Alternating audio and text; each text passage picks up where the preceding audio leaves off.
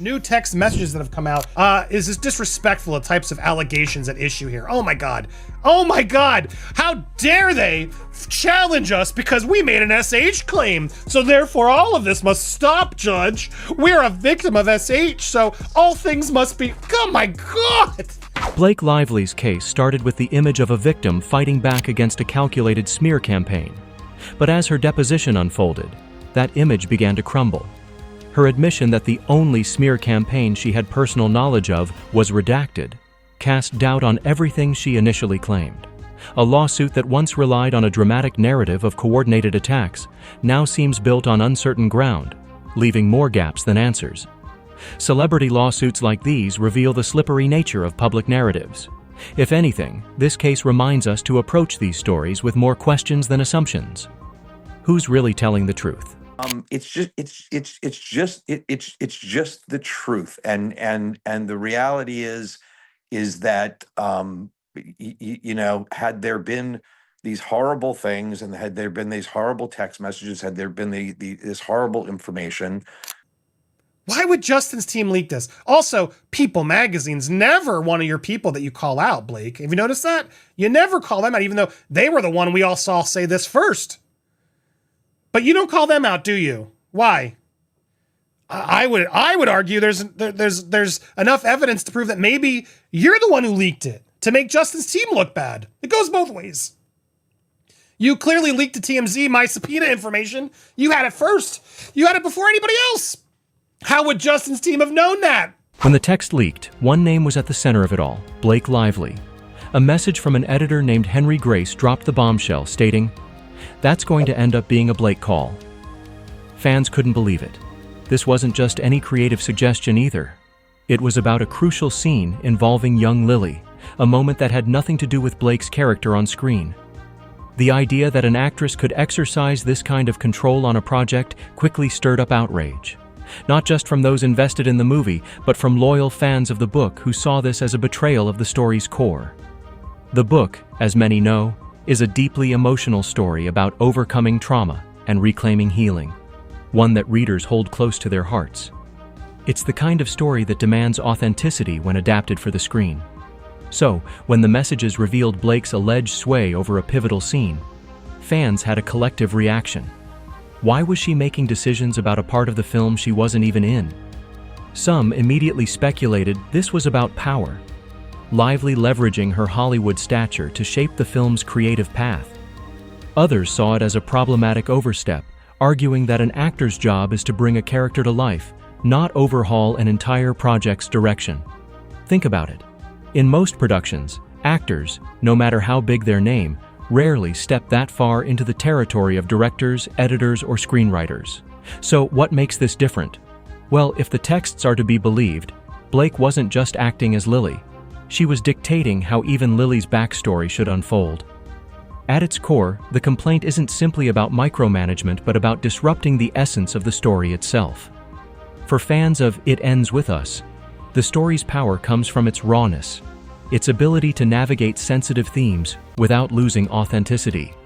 Changing key moments, even with good intentions, can feel like altering the DNA of the book entirely. What's even more interesting is that this influence wasn't portrayed as part of a collaborative effort. According to the texts, editors were waiting for her approval, almost as if the decisions couldn't move forward without her final word. The unanswered question at the time was clear. Why did Blake hold this authority in the first place? Was it written into her contract, or was this simply a matter of star power overshadowing the traditional creative roles? Outrage only grew when comparisons to other actors came up. Big names like Meryl Streep or even Leonardo DiCaprio might occasionally give input on set, but rarely do you hear about them single-handedly steering moments that have zero connection to their characters. Blake's situation wasn't just breaking norms, it was dismantling them entirely. The kicker here: this scene wasn't just a creative footnote, it became crucial evidence in the court case, with opposing lawyers questioning why a single actor's influence reached such a level. And here's the twist: this was only the beginning of the control Blake would allegedly wield over the production. Could this have been fueled by her persona in Hollywood? Or is there something more behind these moves? Let's see how deep this goes. that have come out exposing the control that Blake Lively had on the project. It's interesting. This editor complained with an SMH, shake my head, about Blake Lively's approval rights for a scene. Now, but here's what the problem is. It wasn't one of her scenes. It was a scene involving young Lily. Let's go straight to the text. Here they are as part of an exhibit where personal details such as phone numbers have been removed. But this individual, Henry Grace, is the owner of this chat that seemed to have JB as well. It was an owner as well, along with Rob and Una, who were editors on the project. JB, I can only assume, is Justin Baldoni. But Henry chimes in, done. PG-13, says Una. No adjustments. I guess this is getting the film or the trailer through. Yep, great news. Woohoo, Rob says. Exclamation point. So are we keeping the thrust? I'll drink to that, Rob says. Of course, I plan on drinking anyway. But then Henry chimes in, that's going to end up being a Blake call. Honestly, if you can get her to keep it in and it's in the movie when I get back, it can stay in. She has approval of that scene. Even for young Lily, I was just thinking the same thing. When she claimed she was unsafe, as in Blake, feeling unsafe, she redid the writer to get approval of young Lily. So this confirms a lot here. So this does seem to imply, let's be fair, that Blake Lively made a request she was unsafe. Now, this is to Justin's team and Justin's dream team of editors. So unclear if this is something that was officially said to the whole production or that Justin just told the editors and that's how they're calling it this. Unclear based on what this text actually is proving. But it proves that she did readjust things to get more control of the film, including approval of young Lily's. Blake Lively has a reputation in Hollywood for being confident, decisive, and unapologetically clear about what she wants. But when that assertiveness crosses into controlling territory, it turns into a much different conversation, one that's now at the center of her legal case. Traditionally, actors are expected to stay within their roles while directors and producers shape the overall vision of a film. But with It Ends With Us, that line seemed to blur, and Blake reportedly stepped far beyond those expectations. The question is, how did she gain such significant control? The leaked text messages hint at how this happened. Editor Henry Grace's message, "That's going to end up being a Blake call," wasn't just a casual comment. Further messages revealed her approval extended to parts of the film she didn't even appear in, like scenes involving young Lily. One text even stated, she has approval of that scene even for young Lily, solidifying her authority. This wasn't just about offering suggestions or lending creative advice. It was about making decisions usually reserved for directors or creative leads. And that left people asking, why was an actress steering the ship? Sources say Blake allegedly leveraged her star power to secure this level of influence, crafting her own vision for the film. But critics argue this vision seemed to stray from the original heart of It Ends With Us. Fans who hold the book close pointed out that key scenes were tweaked, downplayed, or reshaped in a way they felt lost the authenticity of the source material. For example, Blake's decisions around young Lily's storyline came under fire, as moments some readers considered core to the healing narrative of the book were reportedly softened or reinterpreted. Critics accused Blake of prioritizing what she believed made better on-screen drama over what the author intended. Of course, star-driven control isn't unheard of in Hollywood. Studios sometimes cave to big names to keep them happy or attract more viewers to a film. But Blake's control had a unique reach. Some insiders suggest her influence went so far that even the director was caught off guard by how much power she held. Behind-the-scenes tension reportedly simmered as conversations among editors reflected uncertainty and even frustration over waiting for Blake's approval. When one editor included the comment, "SMH, shake my head," it seemed to indicate this wasn't part of the usual creative process. What's fascinating is that these discussions didn't stay private. The court case has pulled them straight into the spotlight. Opposing lawyers are using her behind-the-scenes micromanagement as evidence to frame Blake as controlling, claiming her approach disrupted the professional balance on set. But if control over the creative process is already so contested, what does her deposition reveal about the deeper dynamics of this case? That's where things get even messier. As we continue to read, while I might give them a slight point, one slight point, they're going to lose a ton of points because then they proceed to basically justify a lot of things that have happened in the press and then blame Justin for it all. which is entirely untrue and deeply harmful. Yeah, you know what was harmful? When you literally tried to say I was a criminal to the judge, which I wasn't. You lie all the time, Manette and people. My God, you guys have lied more than anybody else I've seen. And now you're going, oh, we are the victims here. And we don't lie ever. It's deeply harmful. Blah, blah, blah, blah, blah. She has a full desire for her testimony to be heard in the legal process, governed by the rules of evidence, which publicly filed this rough transcript in the manner. They had a live transcript. What do you mean the rough transcript? It clearly was done in the moment. Yes, they'll have time to check it, but the odds that this whole transcript is somehow false is laughable to me. Clearly, they're jumping on this opportunity to once again make it like, oh, look, it's a media circus, as you can see here. Even as 2 pages cited, it makes no sense to suggest the facts in Miss Lively's personal knowledge as opposed to the facts developed from the public record, from the investigations or others through discovery would be particularly relevant, never mind dispositive of the nature of Mr. Freeman's conduct and condition. They're just like, no, it's you. Blake Lively's deposition was supposed to reinforce her claims, but instead it's raising eyebrows. Under oath, she admitted to having knowledge of what she referred to as a smear campaign. But here's the problem. The campaign she described wasn't exactly what most people expected. Her testimony narrowed this supposed campaign down to statements made during the Wayfair lawsuit, which involved claims and public comments connected to attorney Brian Freedman. That's it. No major plot against her. No clear evidence of systematic harassment. Just this one specific instance. For someone accusing others of retaliatory behavior on a larger scale, this felt underwhelming. Critics wasted no time tearing this apart, and for good reason. If Lively wanted her allegations to hold water, proving real, ongoing harm was crucial. Instead, she struggled to provide anything concrete that went beyond Freedman's public statements defending his clients. Legal experts have pointed out that those comments, regardless of how strongly they were worded, can't exactly be categorized as a smear campaign. As one lawyer put it, you can't call it harassment when the opposing side is simply defending themselves in court. But this is where her claims start to crack, and suddenly, her credibility takes a hit. Things got more uncomfortable when Lively tried to align these public statements with what her legal team called a media narrative aimed at discrediting her. She pointed to online reports and articles that she felt were unfairly framing her actions. But here's the kicker. When pressed for solid proof that her Hollywood peers or the production team of It Ends With Us orchestrated any of this, her responses came up short. This gap didn't just make her case weaker. It gave opposing counsel an opportunity to strike. Using her vagueness against her, attorneys for the other side flipped the script. They argued that her claims of being targeted or retaliated against were part of her team's broader attempt to exaggerate a victim narrative. Essentially, they said this wasn't about Blake standing up to mistreatment.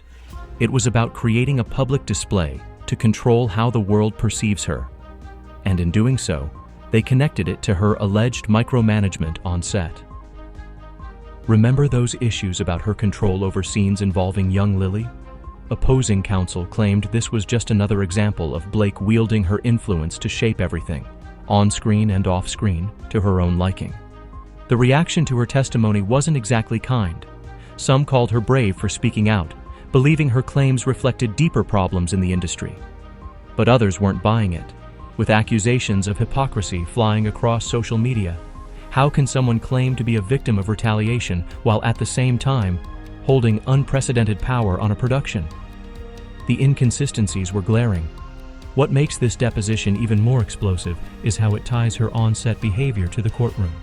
Opposing lawyers have made her creative control part of the case itself, suggesting her actions weren't as innocent or isolated as her team wants people to think. With this trial becoming as much about perception as it is about legal arguments, the fallout from her testimony is reshaping everything.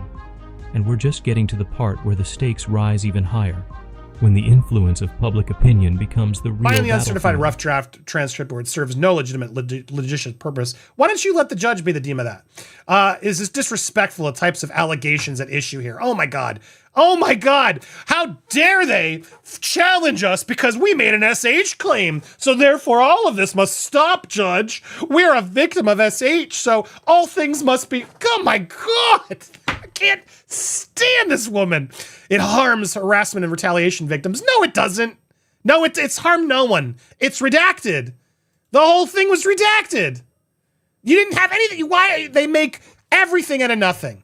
Every single thing Blake Lively's team does is overdo it, over-exaggerate it, yada, yada, yada. And at the beginning, I gave them one slight point of, did they need to file the whole thing? And legally, they may have had to be fair. And then in which case, I'd dock that point as well. But you then immediately turn this into the same thing you accuse Brian Freedman of doing, a PR play, is what... This courtroom drama isn't unfolding in silence. It's playing out in headlines and social media feeds, and Blake Lively's team is accused of fueling the flames. Public perception has become just as critical as legal arguments, and both sides know it. Multiple outlets now allege Blake's team strategically leaked parts of her deposition testimony to paint her as a victim of a larger harassment scheme. The timing wasn't subtle either. Right after her deposition, key details about her claims made their way into the media, framing her as someone standing up against internal retaliation. But the problem? Those same reports lacked any clear evidence tying a coordinated campaign to her claims, leaving a gap between the story her team seemed to push and the facts being debated. The media did its part to keep the frenzy alive. Outlets like People magazine and the Daily Mail covered the deposition closely. But many of these stories felt more like distractions than hard reporting. One Daily Mail article, for example, focused on Blake's courtroom attire and gossip about no Taylor Swift in sight, which critics say shifted the narrative away from the critical questions at hand. People magazine took it a step further, falsely reporting that Justin Baldoni had surprised everyone by attending the deposition in person, a claim later debunked. Still, moments like these show how easily misinformation can cloud the real issues. Blake's team hasn't been alone in the spotlight, though. According to some commentators, her side didn't just defend her reputation. They allegedly shaped stories to vilify Justin Baldoni's camp. Some even believe these strategic leaks were designed specifically to tarnish Baldoni's involvement and paint him as antagonistic. The Popcorn Planet channel highlighted this possibility, speculating that stories pushed from Blake's side might have been carefully curated to sway public opinion against Baldoni. This tactic, allegedly aimed to strengthen her position, left fans of It Ends With Us divided, confused, and questioning both sides' motives. This isn't all that unusual for high-stakes celebrity cases. In fact, it's straight out of a familiar Hollywood playbook. Cases like the Johnny Depp and Amber Heard trial showed how public relations strategies often hold as much weight as legal arguments. Depp's PR team carefully countered every piece of damaging testimony with media appearances or leaked stories that worked in his favor. The results reshaped his public narrative, even while the courtroom was still in session. Here, with Blake's case, we're seeing the same principles, controlling headlines and using the court of public opinion as a battleground. But this strategy hasn't been without backlash. Fans on platforms like Twitter have grown increasingly skeptical of motives in stories from both Blake's and Baldoni's teams, calling out the chaos for what it is, a media circus. For Blake especially, aligning herself with the victim narrative has sparked mixed feelings. While some remain loyal, others question whether these tactics feel calculated more than sincere. What isn't up for debate is how these PR moves have left the public guessing, blurring facts with spin. And as this story continues to be shaped by media coverage, one thing is clear. This fight isn't just about winning in court. It's about winning over audiences everywhere. Blake's team doesn't have anything to not only prove the retaliation campaign, but this ongoing smear campaign that apparently has been happening not only since over the summer, but now throughout 2025, which makes no sense. I want to break down what they have sent to the judge from counsel's Wayfarer on this motions to quash the subpoena she served upon the law firm of Freedman to justify the harassing subpoena. The letter erroneously alleges that Brian Freedman defamed Lively and that his conduct had amounted to public relations work rather than that of an attorney. It appears that Lively is slowly realizing that there is no retaliatory smear campaign by the Wayfarer parties against her. Consequently, Lively is shifting her focus to Liner Freedman in connection with her 14th cause of action, which alleges that certain Wayfarer parties, through their attorney Freedman, purportedly defamed her via post-litigation statements to the media. Upon questioning by Freedman at her recent deposition, which it confirms Freedman absolutely deposed Blake Lively. This case may have started with Blake Lively, but it's grown into something much bigger. a mirror reflecting how Hollywood operates and who holds the power behind the scenes. The leaked texts, like Henry Grace's infamous, "That's going to end up being a Blake call," have raised new concerns about a growing trend: celebrities wielding creative control in ways that shake up traditional production roles. Blake's alleged influence over key moments in It Ends With Us is being scrutinized because it highlights a deeper issue: how this kind of power can alter not just films, but the fan relationships tied to them. Critics argue the stakes are especially high with adaptations of beloved stories. Fans invest in these books not just for entertainment, but because of how deeply the themes resonate. When an actor takes control and reshapes scenes, it sends ripples through that connection. Blake's choices surrounding young Lily's storyline, for example, seemed subtle on paper. But fans say it fundamentally shifted the emotional weight of the source material, with some accusing her of prioritizing her vision over the raw, unfiltered feel that made the book so powerful. It's a slippery slope. How much influence is too much, and how far should star power go before it starts to compromise the integrity of a project? Hollywood, of course, isn't new to this dynamic. The entertainment world thrives on big names, and those names come with massive demands. But cases like this one are starting to draw lines. Celebrity control spilling into creative roles isn't unheard of. Just look at megastars like Tom Cruise, who often doubles as producer. But there's a difference between working as part of a team and completely reshaping a director's vision. What's happening now with It Ends With Us isn't just about one actress making waves. It raises questions about accountability. Who gets a say in these decisions, and should there be limits, even on a top-billed star? This lawsuit also fits into a larger pattern that Hollywood has only recently begun to face. Scandals like Johnny Depp and Amber Heard's trial showed just how much courtroom drama can spill into public perception when star personas are involved. These court battles aren't just legal disputes, they become public reckonings for the industry. And here, Blake's behavior on set has become part of her legal story too. The question her case poses is stark. Should actors hold this level of creative sway, or is it time for studios and directors to reclaim authority over their visions? Industry insiders see a potential precedent forming here. If contracts don't define boundaries between artistry and creative dominance, will future adaptations face the same problem? Ultimately, fans are starting to demand transparency about who controls the heart of their favorite stories: the studios, the directors, or the actors who bring them to life. And Blake's case might spark the changes Hollywood needs. Blake Lively's grip on It Ends With Us has reshaped how both fans and insiders see her. The shocking text revelations and her courtroom testimony didn't just shift blame, they cast a glaring light on the blurred boundaries between stardom and creative control. These moves have left people asking, does star power now outweigh artistic integrity? Some see her as a trailblazer, while others accuse her of micromanagement that strayed too far. What do you think?